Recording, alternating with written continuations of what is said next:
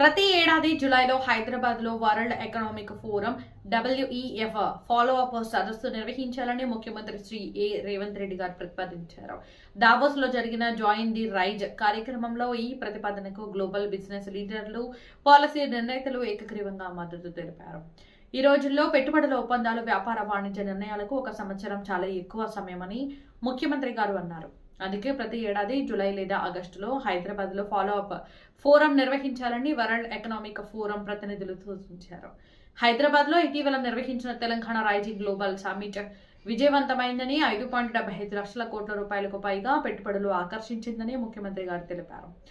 ప్రతి ఏడాది మేము MOUలపై సంతకాలు చేయడానికి దావోస్కు వస్తాం. కానీ ఈసారి గ్లోబల్ సమ్మిట్ విజయవంతం కావడంతో తెలంగాణ రైజింగ్ విజన్ ప్రజాప్రభుత్వం అమలు చేస్తున్న పాలసీలను ప్రపంచానికి చూపించడానికి వచ్చామని తెలిపారు.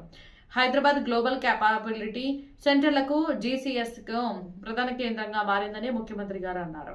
మూసీ నది పునరుజ్జీవంతో పాటు రివర్ ఫ్రంట్ అభివృద్ధి చేసి నైట్ టైం ఎకానమీపై దృష్టి పెడతామని చెప్పారు. దేశంలోనే 24 గంటలు పనిచేసే తొలి నగరంగా హైదరాబాద్ను అభివృద్ధి చేస్తామన్నారు.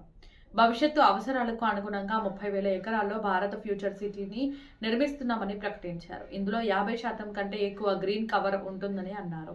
ఈ కార్యక్రమంలో తెలంగాణ రైజింగ్ 2047 విజన్ డాక్యుమెంట్ లక్ష్యాలను ప్రదర్శించారు. అదే వేదికపై Telangana AI innovation hub TAIH, Telangana next gen life sciences policy 2026-2030ను ఆవిష్కరించారు. సమావేశంలో పాల్గొన్న మంత్రులు దుద్దిల్ల శ్రీధర్ బాబు గారు, పొంగులేటి శ్రీనివాసరెడ్డి గారు హైదరాబాద్లో మెట్రో రైలు విస్తరణ, చెరువులు, కుంటలు పునరుజ్జీవం వంటి గేమ్ చేంజర్ ప్రాజెక్టులను వివరించారు. కొత్తగా ప్రతిపాదించిన ప్యూర్ రేర్ ఆర్థిక అభివృద్ధి జోన్ల ప్రణాళికలను ప్రస్తావించారు. తెలంగాణలో అపరమైన పెట్టుబడి అవకాశాలు ఉన్నాయని, సాంకేతిక అనుభవం, నైపుణ్యాల పరంగా గ్లోబల్ కంపెనీల సహకారం స్వీకరిస్తామని తెలిపారు.